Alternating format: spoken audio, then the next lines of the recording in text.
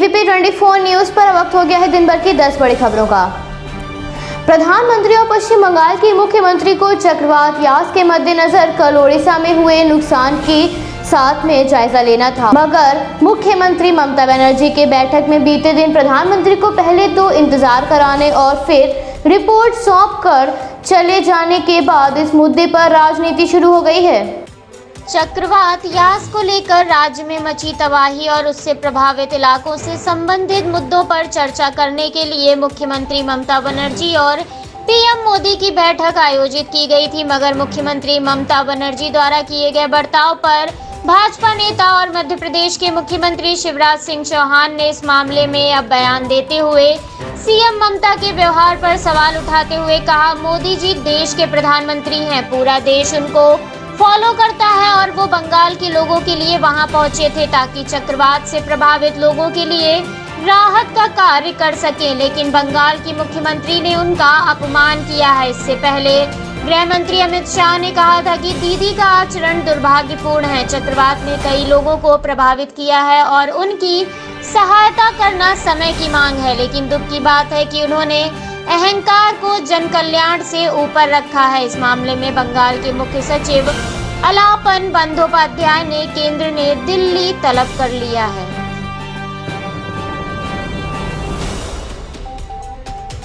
CAA एक बार फिर सुर्खियों में नजर आ रहा है। केंद्र सरकार ने देश के 13 जिलों में रह रहे अफगानिस्तान, पाकिस्तान, बांग्लादेश से आए गैर मुस्लिम शरणार्थियों को भारतीय नागरिकता देने का निर्णय लिया है। इसके लिए इन लोगों से आवेदन मांगे गए हैं। अफगानिस्तान, पाकिस्तान, बांग्लादेश जैसे देशों से आए ये शरणार्थी राजस्थान, गुजरात, हरियाणा, छत्तीसगढ़ और पंजाब के 13 जिलों में रह रहे हैं। इनका धर्म हिंदू, सिख, जैन और बौद्ध इत्यादि है। केंद्र सरकार ने ऐसे लोगों को भारतीय नागरिकता के लिए आवेदन मांगे हैं। केंद्रीय गृह मंत्रालय ने नागरिकता कानून 1955 और 2009 में कानून के अंतर्गत बनाए गए नियमों के तहत आदेश के तत्काल कार्यान्वयन के लिए आशय की एक अधिसूचना जारी की। 2019 में लागू संशोधित नागरिकता कानून के तहत नियमों को अभी तक तैयार नहीं किया है।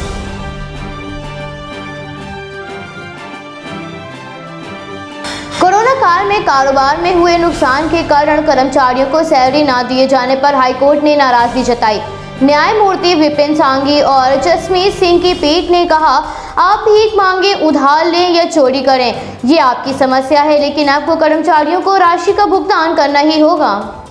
इससे पहले भी हाईकोर्ट ने कर्मचारियों को सैलरी दिए जाने की बात कही थी, लेकिन आदेश का उल्लंघन करने पर हाईकोर्ट ने फटकार लगाई। इसके साथ ही अदालत ने उत्तरी एमसीडी के आयुक्त को तलब किया है। अदालत ने स्पष्ट शब्दों में कहा, यदि 5 अप्रैल तक आदेश का पालन नहीं किया जाता है तो उत्तरी एमसीडी आयुक्त संजय गोयल सुनवाई में मौजूद रहेंगे। उत्तरी दिल्ली नगर निगम के खिलाफ अवमानना शुरू करने की मांग की। अदालत ने उत्तरी एमसीडी को इस मामले में नोटिस जारी कर 2 दिन में अपना पक्ष रखने का निर्देश दिया है और मामले की सुनवाई 31 मई को तय की है।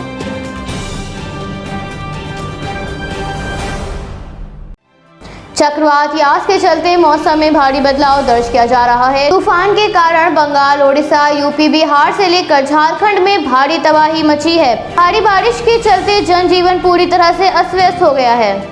चक्रवात यास कमजोर होने के बाद भी इसका असर नजर आ रहा है। भले ही ये तूफान तटों से टकराने के बाद कमजोर हो गया, लेकिन खतरा अभी तक नहीं टला है। चक्रवात से सर्वाधिक प्रभावित राज्यों में भारी बारिश का अलर्ट जारी किया गया है। तूफान के विकराल होने का किसी भी प्रकार पूर्वानुमान नहीं है। वहीं दिल्ली, हरियाणा सहित राजस्थान के लोग बीते कई दिनों से भयंकर गर्मी का सामना कर रहे हैं। इन राज्यों में भी रविवार को बारिश होने से गर्मी से राहत मिलने की आशंका है। बंगाल, ओडिशा के लिए मौसम विभाग ने 31 जून तक आंधी तूफान का अलर्ट जारी किया है। बिहार में दक्षिण और पूर्वी में बिजली गिरने की चेतावनी जारी की गई है।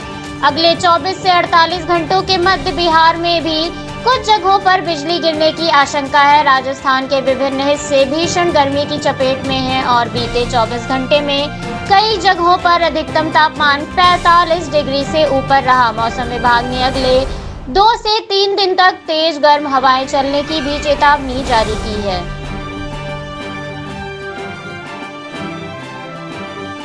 भारत में दुनिया का सबसे बड़ा टीकाकरण अभियान चल रहा है। वैक्सीनेशन को लेकर केंद्रीय मंत्री प्रकाश जावड़ेकर ने बड़ा ऐलान करते हुए कहा, देश में कोरोना टीकाकरण का काम इस साल दिसंबर तक पूरा हो जाएगा।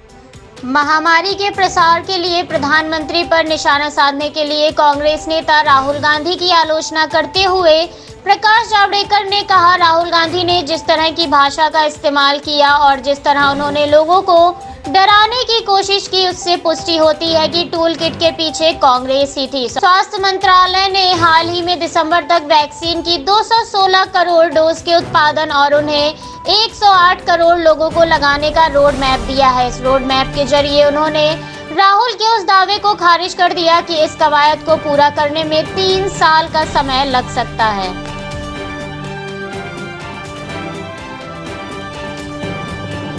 सेंट्रल विस्टा परियोजना के तहत बनाए जा रहे नए संसद परिसर और भवनों में कम से कम 16,000 गाड़ियों को पार्क करने की सुविधा उपलब्ध होगी। इसके साथ ही यहां ट्रैफिक की बड़ी समस्या उभर कर आने वाली है। इस परियोजना के वास्तु सलाहकार ने कहा, भीड़ भाड़ और यातायात की आवाजाही पर प्रभाव न पड़े, ये सुनिश्चित करने के लिए पर्याप्त उपाय किए जाएंगे। परियोजना का काम संभाल रहे केंद्रीय लोक निर्माण विभाग के अनुसार एसजीपी, केंद्रीय सम्मेलन केंद्र, आम केंद्रीय सचिवालय भवनों, प्रधानमंत्री आवास और उपराष्ट्रपति के भवन में 14,095 वाहनों के लिए पार्किंग की जगह उपलब्ध कराई जाएगी। इसमें से 13,719 कॉमन सेंट्रल सेक्रेटरीट बिल्डिंग और कॉन्फ्रेंस सेंट्रल में होंगे। एचसीपी के अनुसार नए संसद भवन और प्रस्तावित एमपी कक्षों में करीब 900 वाहनों के लिए भूतल और बेसमेंट पार्किंग होगी।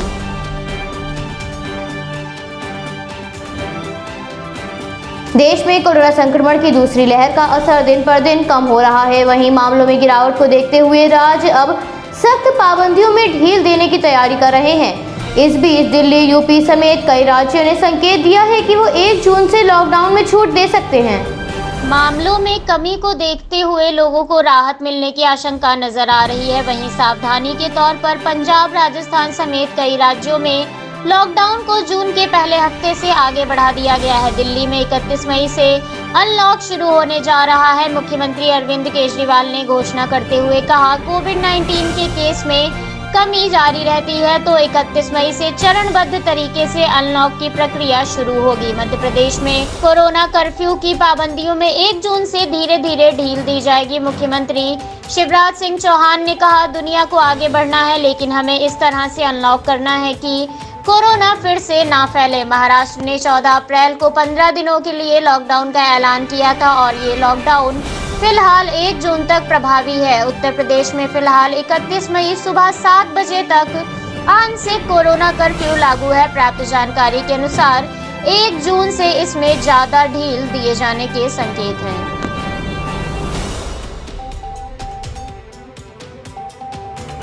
कोविड-19 महामारी की दूसरी लहर के प्रकोप के चलते भारतीय रेल ने विभिन्न रूटों पर चलने वाली अनेक ट्रेनों को 30 मई तक के लिए स्थगित कर दिया था, मगर अब नागरिकों को हो रही परेशानी और कोरोना के मामलों में हो रही कमी को देखते हुए ट्रेनों को 1 जून से फिर से चलाया जाएगा।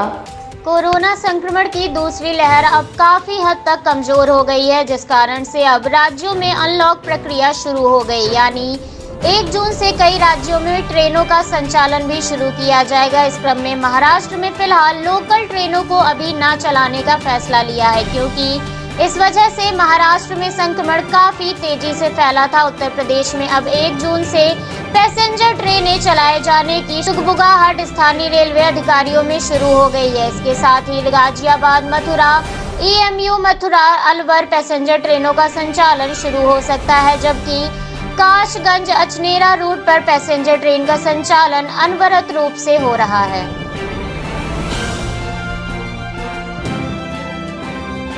कोरोना काल में अब तक कई लोग अपनी जान गंवा चुके हैं। ऐसे में अब इस महामारी को भारत और अमेरिका ने मिलकर खत्म करने का बीड़ा उठाया है।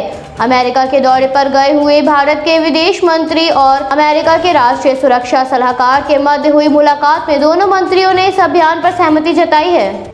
बैठक के दौरान भारत अमेरिका रणनीति साझेदारी को दोनों देशों की जनता का आपसी संपर्क बढ़ाने और मजबूत करने, मुक्त और खुले हिंद प्रशांत क्षेत्र को बढ़ावा देने के साथ ही जलवायु परिवर्तन के खिलाफ अभियान में दुनिया का नेतृत्व संभाले रखने पर भी सहमति जताई गई। अमेरिका अब तक भारत को महामारी से लड़ने के लिए $50 करोड़ से अधिक की मदद दे चुका है, जिसमें चिकित्सा उपकरण, ऑक्सीजन कंसंट्रेटर और आवश्यक इंजेक्शन आदि शामिल है। जयशंकर के साथ बैठक में अमेरिका ने ये सहयोग जारी रखने का वादा किया है।